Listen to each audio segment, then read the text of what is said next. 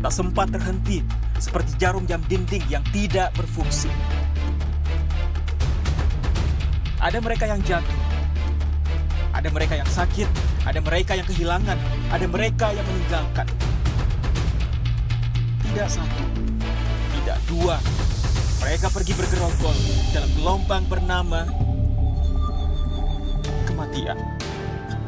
Pandemi akan pergi seperti kabut yang hilang sebelum fajar. Asal kalian tidak membawa ego, bergerombol di sana-sini, berhahaha mengabaikan yang diatur. Sungguh elok jika kalian peduli atas nama kemanusiaan. Pakai masker, harga mati. Gak pakai masker, bisa mati.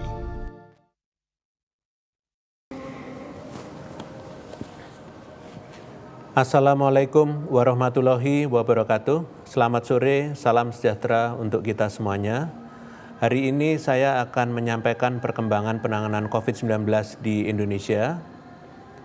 Kementerian Kesehatan telah mengeluarkan surat edaran vaksinasi bagi penyintas COVID-19. Dalam surat edaran ini, penyintas COVID-19 dengan gejala ringan hingga sedang dapat memperoleh vaksin COVID-19 1 bulan setelah dinyatakan sembuh. Sedangkan penyintas dengan gejala berat dapat memperoleh vaksin 3 bulan setelah dinyatakan sembuh. Pada hari ini, saya akan menyampaikan terkait dengan pembelajaran kenaikan kasus pasca kegiatan besar selama pandemi COVID-19 di Indonesia.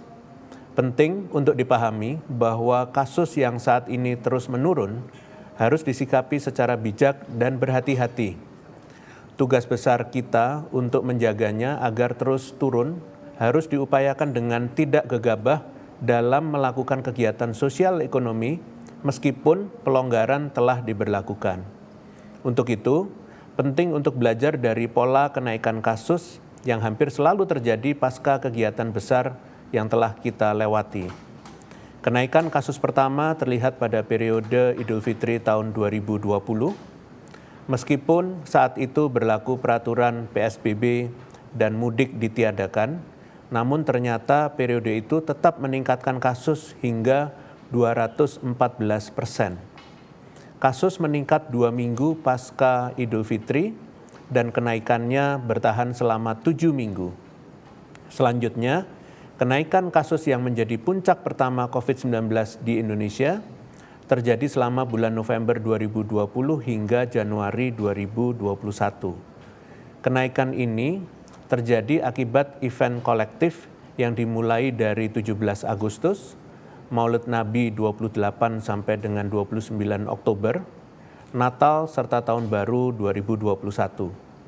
Adanya rentetan event besar ini juga tidak didukung oleh kebijakan pembatasan yang sesuai, di mana saat itu berlaku PSBB transisi. Akibatnya, kenaikan kasus terjadi sebesar 389% dan bertahan hingga 13 minggu sebelum akhirnya dapat turun. Setelah puncak pertama, kasus sempat mengalami penurunan selama 15 minggu sebelum akhirnya melonjak kembali. Lonjakan ini terjadi pasca Idul Fitri 2021, di mana aturan peniadaan mudik telah diberlakukan. Peniadaan mudik berhasil mencegah sebagian besar masyarakat untuk tidak mudik. Namun, kegiatan berkumpul bersama keluarga pada satu wilayah yang sama atau wilayah aglomerasi tetap dilakukan oleh sebagian besar masyarakat. Hal ini terjadi karena masyarakat merasa aman dengan turunnya kasus COVID-19 selama 15 minggu berturut-turut pasca lonjakan pertama. Dan rasa ingin berkumpul yang semakin tinggi mengingat mereka tidak bisa berkumpul pada Idul Fitri sebelumnya. Adanya varian Delta yang menyebar luas di sebagian besar negara, termasuk di Indonesia, juga semakin meningkat potensi penularannya akibat mobilitas yang tinggi pada periode ini. Sebagai akibatnya, kasus naik hingga 880% dan kenaikannya bertahan selama 8 minggu. Kenaikan di lonjakan kedua ini lebih singkat daripada lonjakan kasus pertama. di mana lonjakan pertama bertahan 13 minggu, sedangkan lonjakan kedua ini bertahan hanya 8 minggu. Hal ini dapat dimungkinkan karena kemampuan, kesadaran, dan respon kolektif antara seluruh lapisan masyarakat dan pemerintah dalam penanganan COVID-19, sehingga lonjakan kasus yang terjadi dapat segera ditangani dengan cepat dan kasus dapat segera turun. Lonjakan kasus kedua telah berhasil kita lewati dan saat ini kasus terus menurun selama 10 minggu terakhir. Penurunan ini harus terus dijaga mengingat dampak dari kenaikan kasus COVID-19 utamanya pada lonjakan kedua sangat besar dan kita berusaha semaksimal mungkin menghindarnya untuk terulang kembali. Lonjakan kasus kedua berdampak sangat signifikan karena kita kehilangan nyawa, produktivitas masyarakat, dan tidak dapat dipungkiri kestabilan ekonomi negara. Selama lonjakan kasus kedua, terdapat total 2,5 juta orang positif terinfeksi COVID-19 dan 94.000 diantaranya dilaporkan meninggal dunia. Angka positivity rate mingguan tertinggi berada pada angka 30,72%, yaitu 6 kali lipat dari standar yang ditetapkan oleh WHO. Terlebih pula, kasus aktif mingguan sempat mencapai 24,21%, meskipun hingga saat ini tercatat 900.000 orang yang sembuh. Pencapaian ini diraih dengan perjuangan berat, mengingat persentase ketersediaan tempat tidur nasional sempat mencapai hampir 80%. Seluruh kondisi tersebut mendorong diberlakukannya PPKM, yang pada akhirnya mempengaruhi kondisi ekonomi Indonesia. Pada kuartal ketiga 2021, pertumbuhan ekonomi adalah sebesar 2%. Angka ini turun sekitar 5% dari pertumbuhan ekonomi pada kuartal kedua, yaitu 7,07%. Dengan adanya lonjakan ketiga yang dihadapi oleh berbagai negara di dunia, serta melihat dari pola kenaikan kasus setelah event atau kegiatan besar di Indonesia, kita tetap perlu waspada dan mengantisipasi lonjakan ketiga di Indonesia. Pembatasan mobilitas dan kegiatan sosial ekonomi yang mulai dilonggarkan perlahan menjadi kekuatan yang dapat berubah menjadi tantangan apabila tidak dibarengi dengan protokol kesehatan yang ketat. Dengan adanya wacana perizinan kegiatan besar, ditambah lagi kita akan segera memasuki periode Natal dan Tahun Baru, kehati-hatian dan tidak gegabah dalam menjalani aktivitas perlu menjadi modal dasar kita. Jika dilihat dari pola kenaikan kasus mulai turun setelah pembatasan diberlakukan, baik itu mobilitas maupun kegiatan sosial. Begitu kasus turun dan pembatasan mulai dilonggarkan, kasus akan meningkat perlahan. Hal ini menunjukkan bahwa upaya kita untuk menjaga protokol kesehatan 3M belum maksimal dan belum dapat menjadi faktor utama penurunan kasus COVID-19. Pembatasan mobilitas dan aktivitas masih menjadi faktor utama. Padahal, pendekatan tersebut tidak dapat dilakukan terus-menerus karena akan berdampak pada sektor lainnya dan tentunya membutuhkan biaya yang tidak sedikit.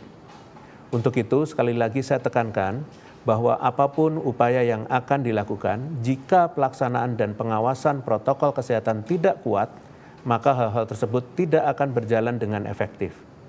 Pembatasan mobilitas dan aktivitas tentunya tidak dapat terus-menerus kita lakukan. Yang dapat terus-menerus kita lakukan adalah disiplin protokol kesehatan. Selalu memakai masker kemanapun kita pergi dan sebisa mungkin tidak berkerumun. Ini adalah hal paling mudah dan murah yang bisa kita lakukan. Selanjutnya, saya akan menyampaikan penjelasan mengenai potensi penularan COVID-19 yang ada di sekitar kita dan cara mengantisipasinya melalui pengelolaan tata cara berkegiatan yang baik. Karena karakteristiknya yang kompleks, berbagai peneliti sepakat bahwa penularan COVID-19 dipengaruhi oleh banyak faktor dan mungkin berbeda berdasarkan tempat dan perilaku masing-masing masyarakat di dalamnya. Hari ini akan saya sampaikan potensi penularan COVID-19 di tempat-tempat spesifik serta metode pencegahan penularannya. Di rumah dan lingkungan tempat tinggal. Lingkungan rumah dan tempat tinggal bukanlah area yang 100% bebas penularan.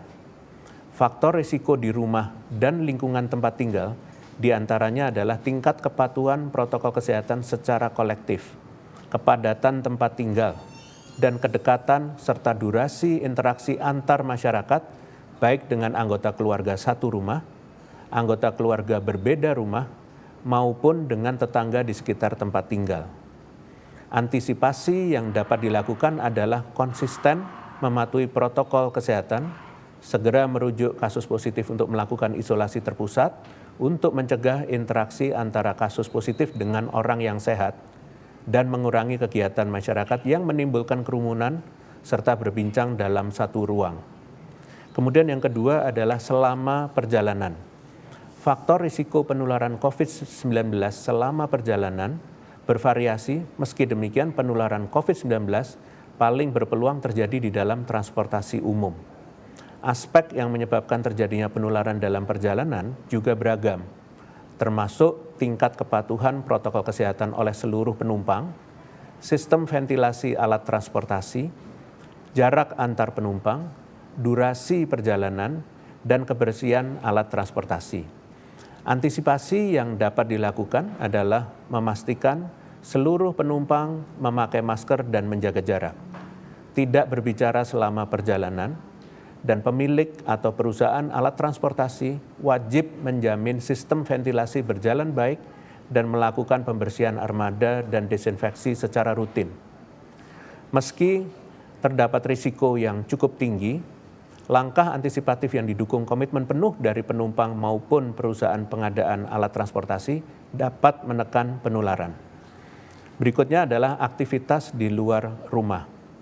Faktor risiko khas yang dapat meningkatkan peluang penularan dalam aktivitas di luar rumah adalah tingkat kepatuhan protokol kesehatan secara kolektif, lingkar kontak tiap orang yang berkegiatan selama di perjalanan dan di rumah, dan besar ruangan serta ventilasi dalam ruangan untuk beraktivitas. Bentuk antisipasi perubahan dalam aktivitas ini, termasuk pelaksanaan protokol kesehatan secara disiplin dan menyusun standar proteksi lebih kepada populasi berisiko dalam berkegiatan. Dan sebagai tambahan, menurut WHO, masyarakat juga perlu mengetahui risiko setiap kegiatan yang hendak dilakukan sebagai prinsip kehati-hatian. Kegiatan yang dilakukan di luar rumah melibatkan interaksi fisik yang intens, misalnya berjabat tangan, memeluk, dan lain-lain, dilakukan dalam keadaan ramai dan tanpa disertai pembatasan kapasitas dan jarak masuk ke dalam kegiatan yang tergolong berisiko. Bagi masyarakat yang memiliki kewajiban melakukan kegiatan di tempat yang berisiko tinggi maupun penyelenggaraan kegiatan besar, diharapkan mampu melakukan langkah antisipatif pribadi. Khusus kepada penyelenggara kegiatan, diharapkan membuat pedoman berkegiatan yang dimodifikasi sebaik mungkin untuk meminimalisir penularan dan upaya proteksi lebih baik tiap individu yang berkegiatan di dalamnya. Kemunculan klaster dari kegiatan yang diselenggarakan masyarakat maupun di fasilitas masyarakat dapat memberikan dampak yang signifikan dalam memperluas penularan. Klaster sendiri artinya kumpulan kasus yang muncul akibat satu sumber yang sama dalam waktu yang bersamaan dan dalam cakupan tempat tertentu. Untuk menentukan kumpulan kasus sebagai klaster, maka diperlukan investigasi epidemiologis secara khusus. Oleh karena itu, kita perlu meningkatkan solidaritas untuk lebih fokus melakukan antisipasi penularan di setiap tahap kegiatan masyarakat secara kolektif. Untuk menjamin hal tersebut, maka diperlukan pembentukan panitia khusus yang komitmen mengawasi implementasi di setiap tahapannya. Kemunculan kasus pada sektor sosial masyarakat yang mulai kembali beroperasi harus direspon dengan tepat, sejalan dengan pembelajaran atau pengalaman kita dalam menghadapi pandemi. Pada prinsipnya, pemerintah hanya mengizinkan adanya pembukaan kegiatan jika kondisi kasus di daerah tersebut terkendali, yang diketahui dari upaya surveillance yang baik, dan kesiapan serta komitmen penyelenggara dalam menetapkan prosedur keselamatan dan kesehatan yang terstandarisasi.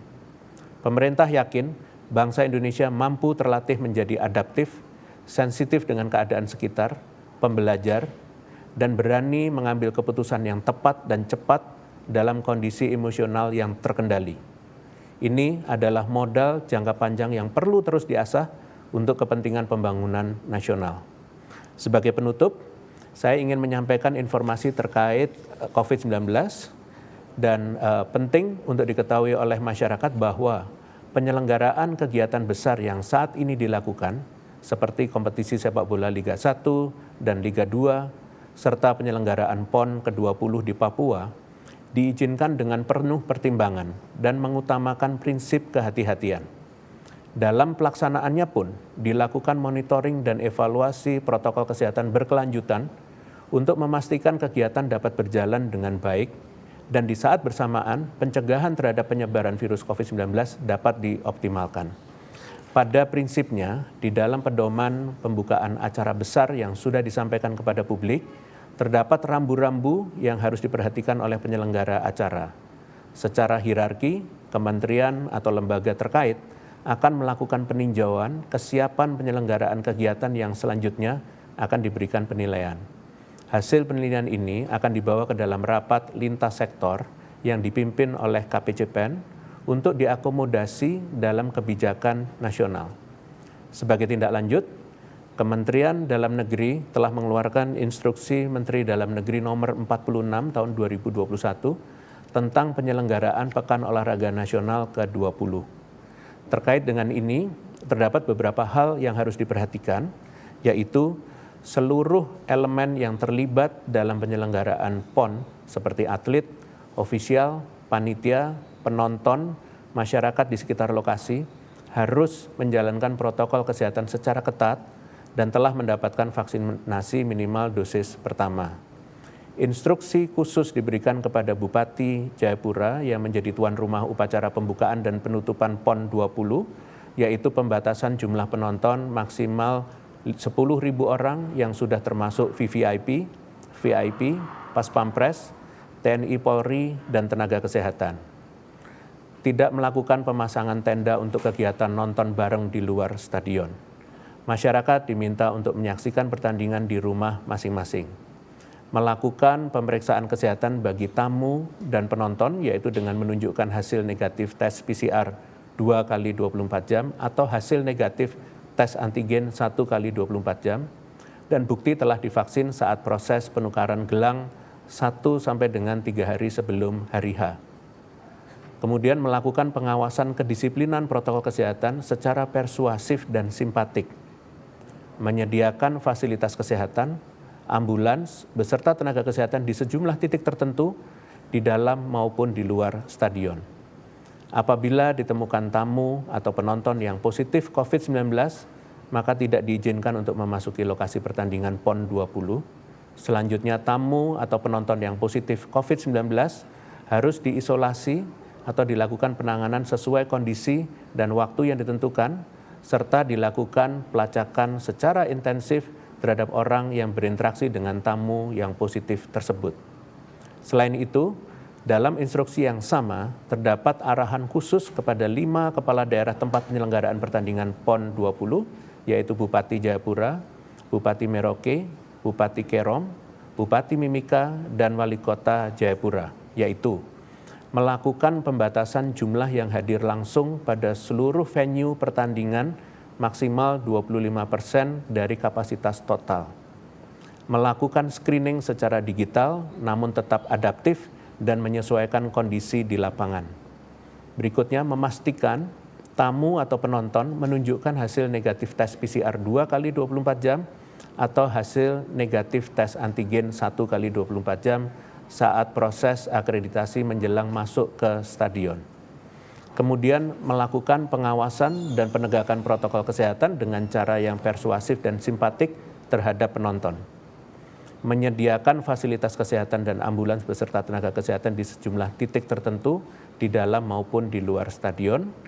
Kemudian petunjuk ini wajib dilaksanakan dengan baik dan melakukan perbaikan berkelanjutan. Dimohon kepada masyarakat sekitar untuk ikut serta mengawasi dan mematuhi aturan yang telah disusun tersebut. Demikian konferensi pers pada hari ini. Saya lanjutkan dengan sesi tanya-jawab media. Terima kasih. Selamat sore Prof. Terdapat satu pertanyaan dari Frisky Tempo. Ada himbauan dari MUI bahwa jemaah salat Jumat harus merapatkan shaf jika berada di wilayah PPKM level 1. Apakah himbauan ini sudah tepat dan boleh dilakukan? Terima kasih pada Tempo. Berdasarkan analisis 26 kabupaten kota di luar Pulau Jawa Bali yang telah memasuki level 1 adalah Kabupaten Lampung. Dan sejak tanggal 25 September, kabupaten atau kota di wilayah Jawa Bali yang telah masuk ke level 1 yaitu Kabupaten Blitar. Prinsipnya, level 1 dalam assessment leveling dan zona hijau dalam sistem zonasi adalah hasil penilaian yang paling baik melalui perhitungan berbagai indikator. Walau begitu, bukan berarti kita bisa lalai dengan situasi yang tergolong aman tersebut karena COVID-19 masih ada di sekitar kita. Sampai saat ini, pengaturan kegiatan ibadah di rumah ibadah atau berjamaah secara nasional dengan memperhatikan kedua indikator penilaian tersebut menghimbau adanya pembatasan kapasitas dan penerapan protokol kesehatan, yaitu menggunakan masker dan menjaga jarak saat beribadah serta mencuci tangan sebelum dan sesudah beribadah. Kedepannya, jika diterapkan perubahan pengaturan khususnya pedoman beribadah secara rinci di rumah ibadah, akan disampaikan oleh Kementerian Agama yang sebelumnya telah melalui kesepakatan lintas kementerian lembaga. Demikian, terima kasih atas pertanyaan media. Dengan demikian konferensi pers berakhir. Selamat sore. Wassalamualaikum warahmatullahi wabarakatuh.